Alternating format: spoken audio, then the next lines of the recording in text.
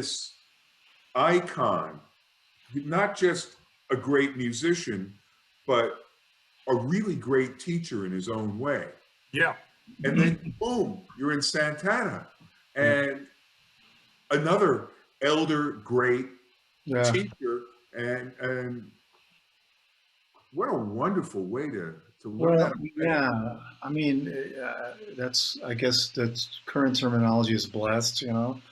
But or earlier it would be lucky son of a bitch, you know. Uh, it's all that. Or sometimes I think, oh, you know, maybe that's the way the universe works. If you really need, you know, you can't always get what you want, but you get what you need, kind of thing. And I really needed help, so it's like, oh, we better get him to some really good teachers. So you know, Miles and Carlos, you know, and yeah, I mean, they're. It's funny because those two are very similar. Well, You know, Miles, Carlos is a real disciple of Miles. I mean, he yeah, learned so much from. yeah, and he actually always carried on that tradition. I mean, in With everything. Lotus and things like that. That was very much, very always, great. always pushing to be really present in the music, you know, and doing stuff that people may not even like. If you remember the Caravanserai album, it was Oh, like, beautiful. what? You know, and it's one of my favorite albums. Oh, it's a You know, masterpiece. Yeah. you know, so yeah, I mean, it's you can't really, you cannot, you know, worry too much about what people are going to think, and if you're going to do anything, they're going to take all kind of heat. You know, I mean, you know, I mean, so did Miles, so did Carlos. You know, I mean, so you know, well, just go through. You know, play But then out, again, play through. you're talking Carlos now. You're talking about the legacy of bass players: David Brown, Alfonso, Doug Yeah. Roush, Stanley Clark, Pablo Tellez, the great Dave Margin, all those guys. I mean, and you know, I mean, and Carlos again, very very heavy. All those songs are based on bass lines. All his Yeah. hits. Yeah, bass and conga, man. That's like, you know, Yeah. that's it, you know. um, I know, yeah, again, learned so much from these drummers. That's the other thing. These guys, Armando. they always loved great drummers. So for me as a bass player, getting to play with Armando and Raul and Carl, and that's just the percussionists. I mean, Right. the drummers that came through, I mean, Horacio Hernandez, I Mhm. mean, Dennis Chambers, I mean, it's crazy, you know, like when I started was Walfredo Reyes Jr. Mhm. It's just been a string of great drummers to this day, you know. So, Mhm. you know, so for a bass player, I learned a lot. Really, Yeah. they really keep me on my toes. Well, how do you have to navigate between all the polyrhythms and you know all the Yeah, changes? yeah, and a lot of it is from different traditions. You know, the whole Yeah. songo and you know mambo stuff, and it really has been a great training ground for being, you know, trying to be the anchor that everybody needs you to be. You know, so you know, it's been fun and really harrowing at times. You know, especially when you get all these like insane drummers and percussionists all playing together, and then you got, you know, Chester or Dave Matthews, you know, wailing, and you have Carlos going, you know, like I'm like it really focuses you. You're really like, okay, I got to be here and try to Right. find that universal one between all of them, you know. Mhm.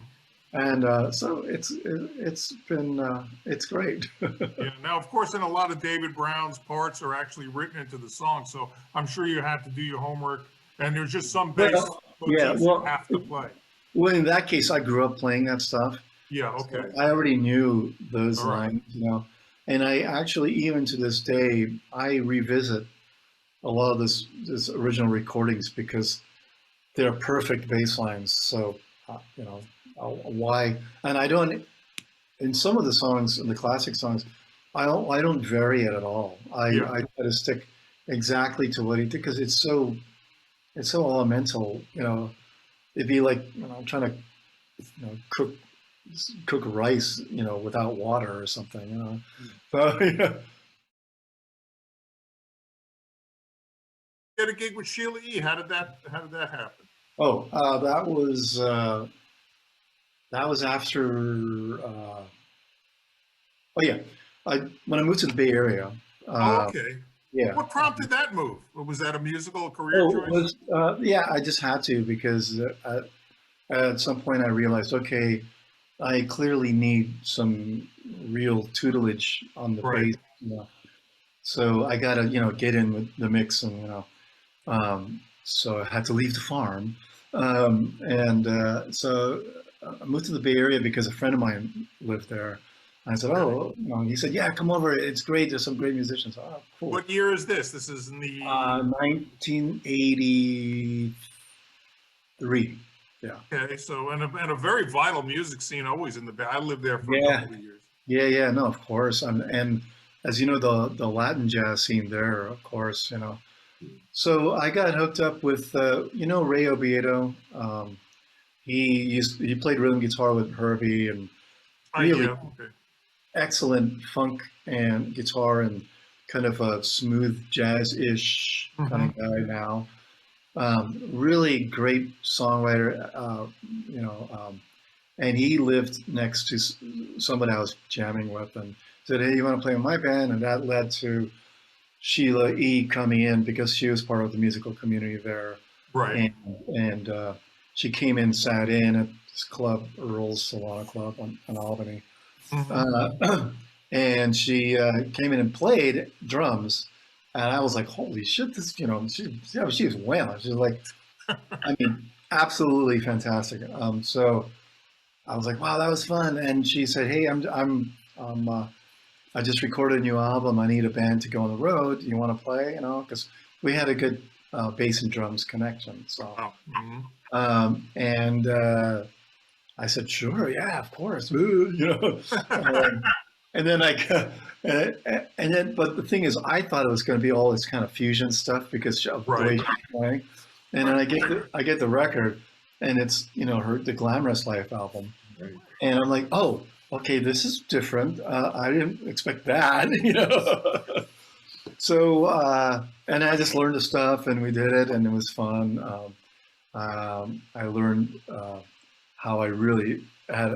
We were supposed to dance, do all these dance moves. Yeah, I was going to ask you about it. And I was such a crap dancer. It was hysterical.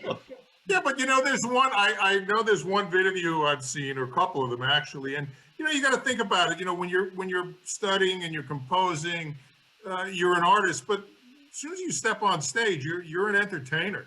Yeah, And especially with Sheila E. and Prince, and I mean, they were, not only they were incredible players and composers, they were entertainers, man. And and it was like masterful. I mean, really, yeah, and that was what I got out of that. It was like yeah, being able to see Prince work, because we opened up, we did the whole Purple Rain tour. right, So we opened up, and so I got to see him every night, pretty much, right. and just I'm just like, well, first of all, musically, spot on. Yeah, Band was awesome, but then that extra level of stagecraft, the knowledge of stagecraft he had, the proscenium he had, the lights, Roy Bennett, lighting director, like insanely great. mhm. And yeah, it was a great learning experience. I'm like, wow, look at that. It's probably just more of that same thing about wow, theater, video. Yeah, definitely a good theatrical sense. And even in the music, I got a lot from him about developing songs Yeah, in terms of just how nothing remaining too static all the time, right. and putting in some drama when necessary. It was really good. It was great. It's fun. Then, of course, Miles sees you dance and he goes, I want him in my band. Yeah, yeah. Exactly. We're gonna do a choreography now. Now, yeah. No, that was just uh, apparently. I say this because I don't really know, and there's so much lore in the music industry. Yeah.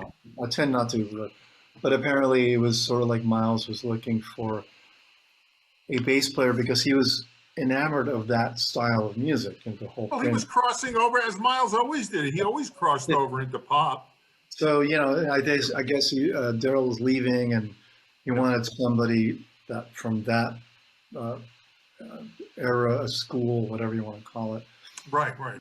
Apparently, they talked. Management, somebody talked to somebody in the Sheila camp. I don't know who. Sheila Prince, who the fuck knows? But I did get a call from Alan Leeds, who's Okay. Prince's road manager. And he goes, "Hey, Benny." And I was like, "You want to play with Miles Davis?" I'm like, what? What are you? Uh, and this is after I left Sheila, So, Okay. I thought, Sheila was kind of mad at me for leaving. So I thought it was a joke, so set up, kind of thing. Right. Every Miles Davis bass player tells the same story. Yeah, and actually, even more than bass players, a lot of other people I hear like got calls. It was like, this is bullshit. I think Dennis even hung up. Dennis Chambers even hung up. Excellent. I remember that. Yeah, he said, "This is bullshit." And then they had to call him back. No, it's And so that's what happened. Alan asked me, and I said, "Well, of course." And so, well, here's Gordon Meltzer's name and number. Just call him.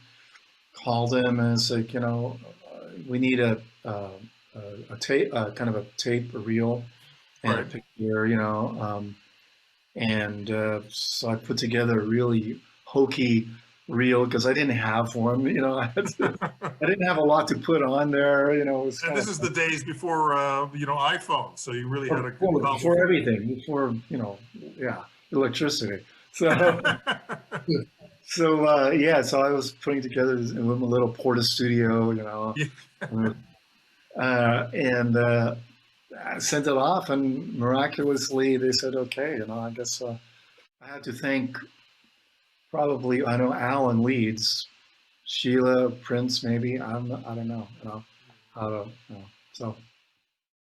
I got a great Miles story for you. So I'm going to Berklee College of Music, right? Yeah.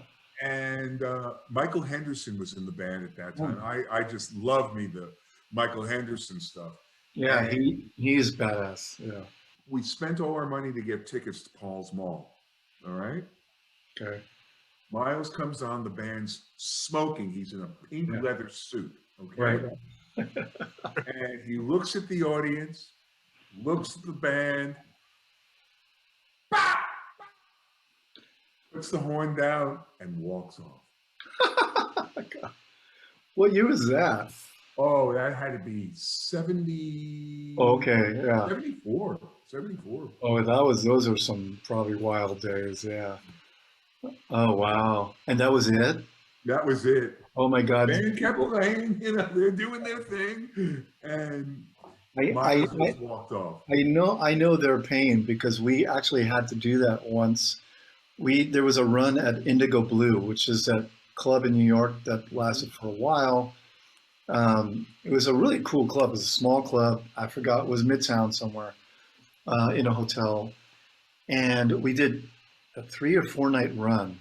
And on the 4th night, suddenly we were informed that Miles split his lip. He couldn't play that night. So everyone was like, well, what do we do? Do we just play anyway? Or do we just cancel? And I guess they said, well, we'll just play anyway because people are here, and it was then that I realized that, as good as the band was, I mean, we sucked ass actually because the arrangements were so Miles centric that without that voice, all the arrangements, even if we played them the same way, just fell apart.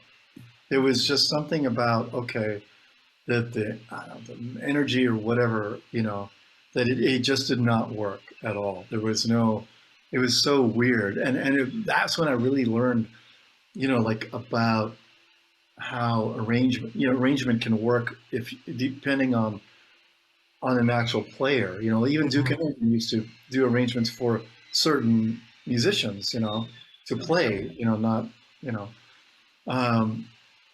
So yeah, that was really interesting. Well, I felt we as soon as we started playing, I think we all realized, oh, this was a mistake.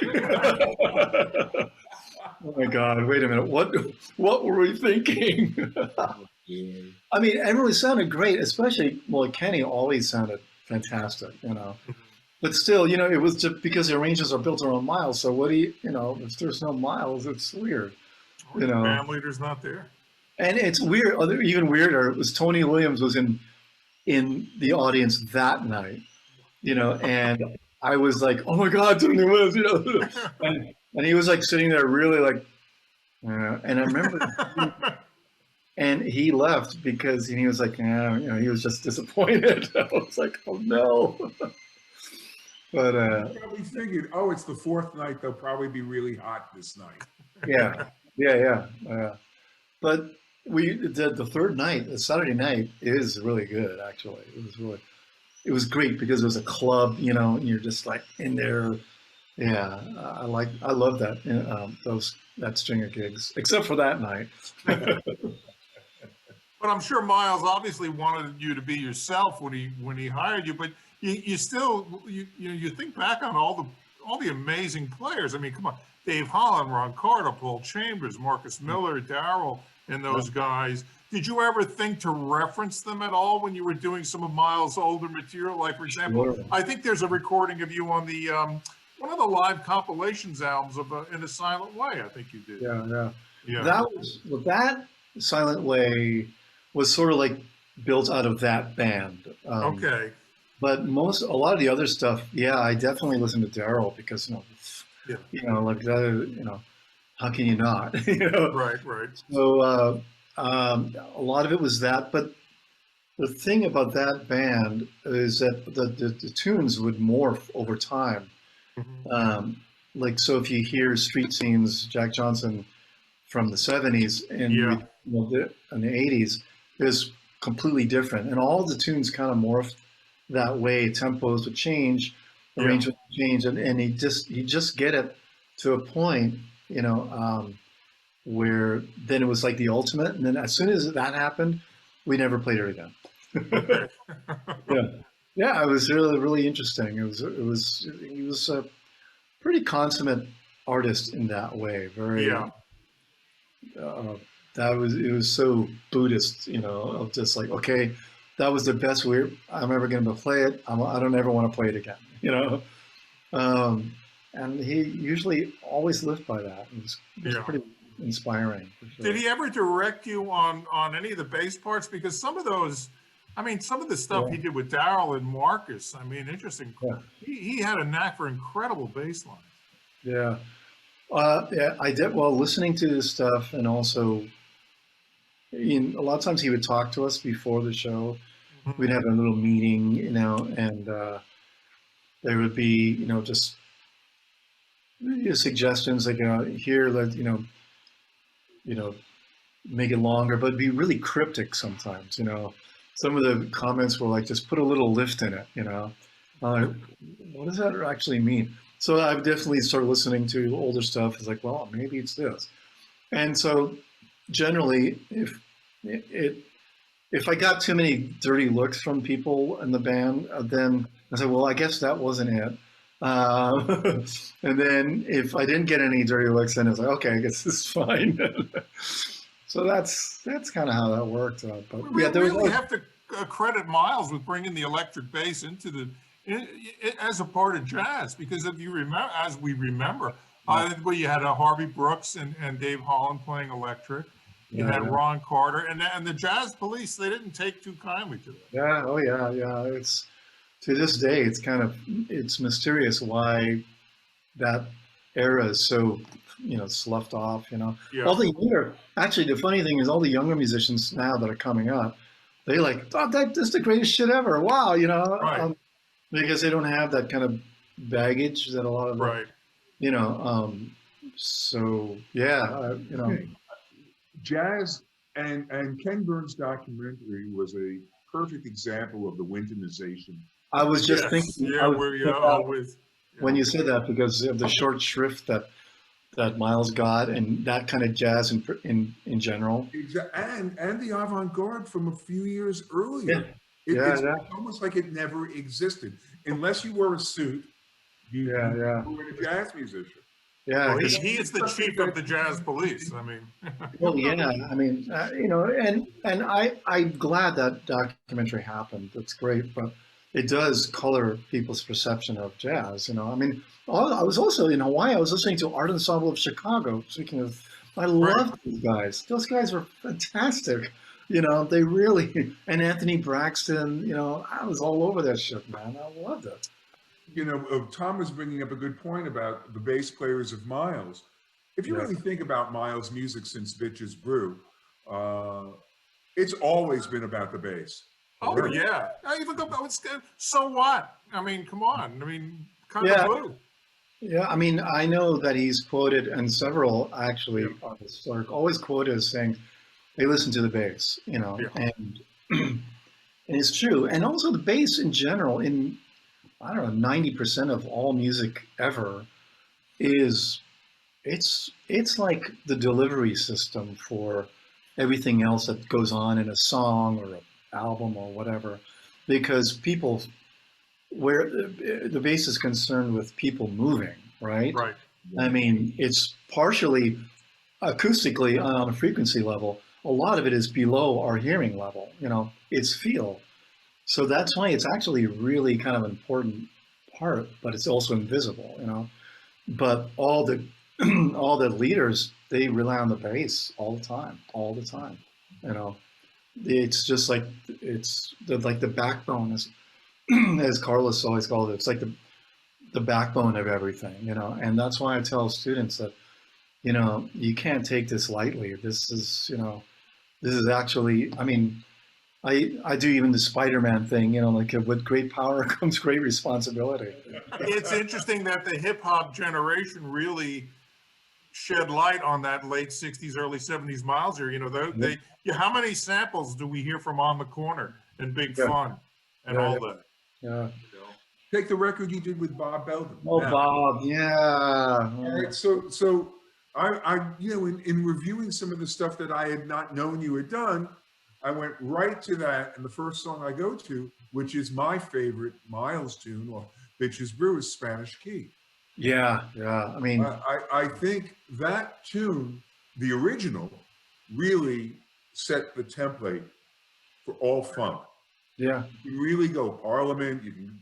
That was it.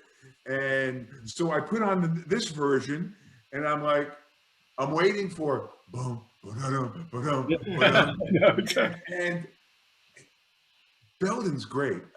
May he rest in peace. I knew him back then. He Oh, was yeah, hanging out yeah. at the China Club with us. It was kind of funny. Wow.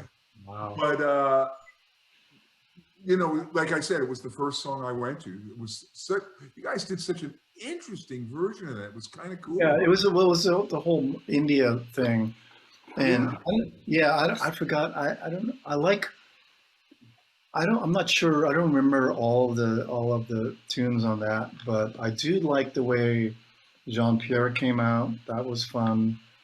But all those, you're right. I mean, you know, even that Jean Pierre, boom, Exactly. boom.